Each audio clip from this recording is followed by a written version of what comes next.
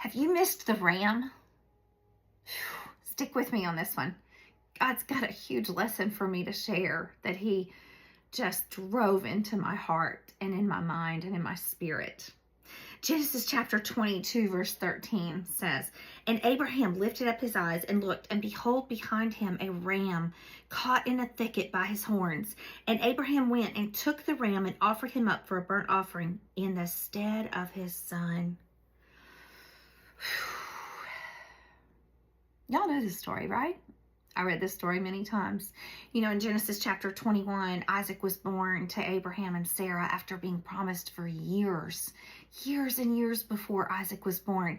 God promised Abraham that his descendants would be as numerous or more numerous than the stars and than the sand on the ocean. God promised him this, and this was before Abraham had ever had a son.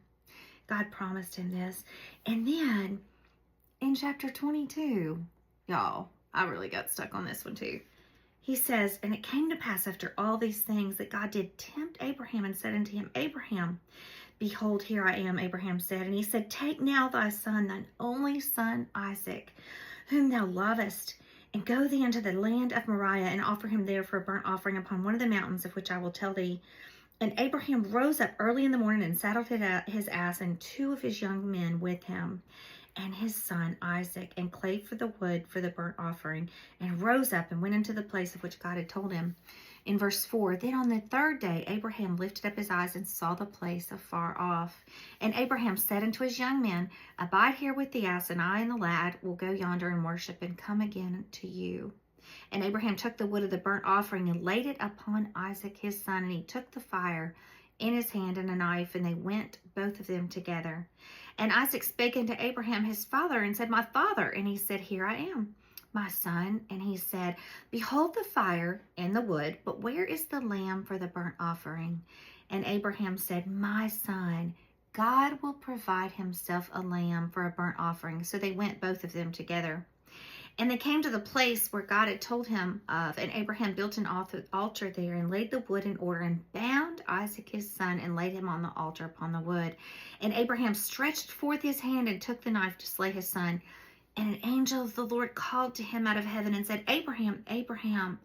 And he said, Here I am. The angel said, Lay not thine hand upon the lad, neither do thou anything unto him. For now I know that thou fearest God, seeing that thou hast not withheld thy son, thy only son, from me. And here's verse 13 again. And Abraham lifted up his eyes and looked, and behold, behind him a ram caught in a thicket by his horns. And Abraham went and took the ram and offered him up for a burnt offering instead of his son.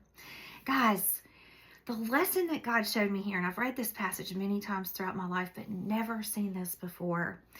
Abraham was told by God to offer his son as a burnt offering, right? How many of us get stuck on that first step of obedience that God gives? I don't know about you. I would have whined, I would have fussed, I would have complained, I would have named that my trauma, and I would have stayed there. Now, I might have packed Isaac up, I might have gone up the mountain, I might have done all those things, but y'all, I would have been whining the whole way. I would have been dreading this task of killing my own son, sacrificing my own son to God. I would have been dreading it the whole way there, and whining and moping and dragging that out. He could have done all that, and that was where his focus would have been. Instead, Abraham's focus was on God, and he was saying he's going to provide. God is going to provide. How many of us, though, would have stayed whining and stayed just focused on the trauma, focused on the pain? How many of us would have missed the ram? Have there been times where you've missed the ram in your life? Have you been focused on things around you and you sacrificed people in your life? You sacrificed relationships. You sacrificed that marriage. You sacrificed the relationship with your kids, with your siblings, with someone important. Maybe you ran away from a church family, from the body of Christ, and you sacrificed that. You missed the ram. Oh, guys, this hit me. I've missed the ram in my life. I've done that, but guess what? There's hope. There is hope. Jesus does say to abide in him so we don't miss those rams. But let me tell you, this is a beautiful passage too in Matthew chapter 14, where Jesus is walking on the water, starting verse 25 through verse 33. And Jesus is walking on the water to them, and Peter says, Jesus, if that's really you, call me to come to you. Let me walk on the water and come see you too. And guess what? Jesus says, yes, come to me, Peter. Come to me and walk on the water. So Peter gets out of the boat. We all know the story, right? And it says in verse 29, he said, come. When Peter was come down out of the ship, he walked on the water to go to Jesus. In verse 30, it says, but when he saw the wind boisterous, he was afraid, and beginning to sink, he cried, saying, Lord, save me. This is beautiful. Verse 31, and immediately Jesus stretched forth his hand and caught him and said unto him, O thou of little faith, wherefore did you doubt? Why did you doubt? And then when they came into the ship, the wind ceased, and then they worshiped him. That is so beautiful. So guys, even if we miss the ram, and we sacrificed something so precious that we never should have sacrificed, it's not too late. That's the beautiful part. When Peter was walking on the water and he doubted, he started to look at the wind and he started to sink.